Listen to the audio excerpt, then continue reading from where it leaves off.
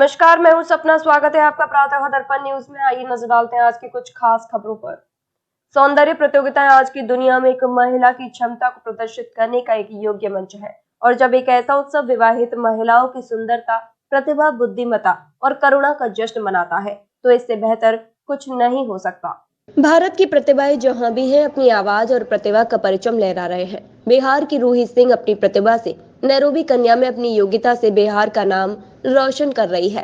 Kenya Mrs 2021 में विजेता का खिताब जीत का सभी देशवासियों को गौरवान्वित महसूस कराया। रूही ने बताया कि मेरी सफलता मेरे पति अंकुर सिंह जी की छाया बनकर मेरे साथ खड़ा होना ही काफी होता है। मेरे सभी सम्मानित शुभचिंतक हमेशा मेरा सपोर्ट करते हैं। मेरे माता पिता का आशीर्वाद हमेशा मेरे साथ है।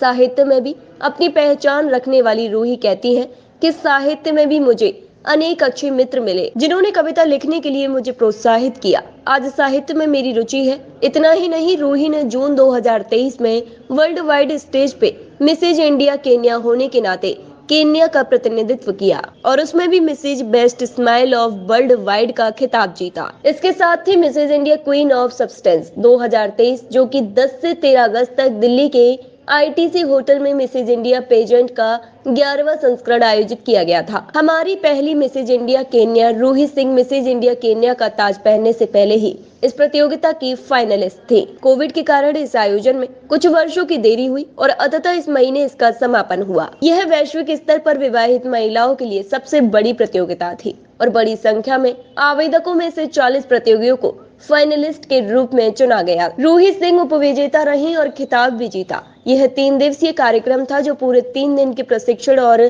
कई फोटो सेशन के साथ ग्रूमिंग सत्रों से भरा था। रूही द्वारा महाकाव्य महाभारत के एक काल्पनिक एकालाप को दर्शाने वाले एकल अभिनय की न्यायाधीशों और दर्शकों द्वारा खूब सराहना की गई। उन्होंने 14 अन्य प्रतियोगियों के साथ फाइनल राउंड में जगह बनाई और अंत में उपविजेता का स्थान हासिल किया। यह एक करीबी प्रतियोगिता थी, और हमारी अपनी Mrs India Kenya Roohi Singh के लिए यह एक बहुत ही योग्य जीत थी। रूही बताती है कि उनका अनुभव बहुत फायदेमंद रहा, और एक उत्सुक विद्यार्थी के रूप में वह अपने साथ ढेर सारी यादें और सीख लेकर गई। अचीवमेंट नहीं मानती जब तक मैं उसमें कुछ कर ना लूं।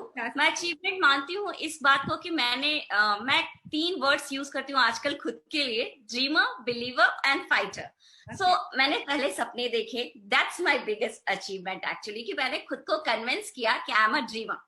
देन मैंने उस पर विश्वास किया कि आई कैन डू इट।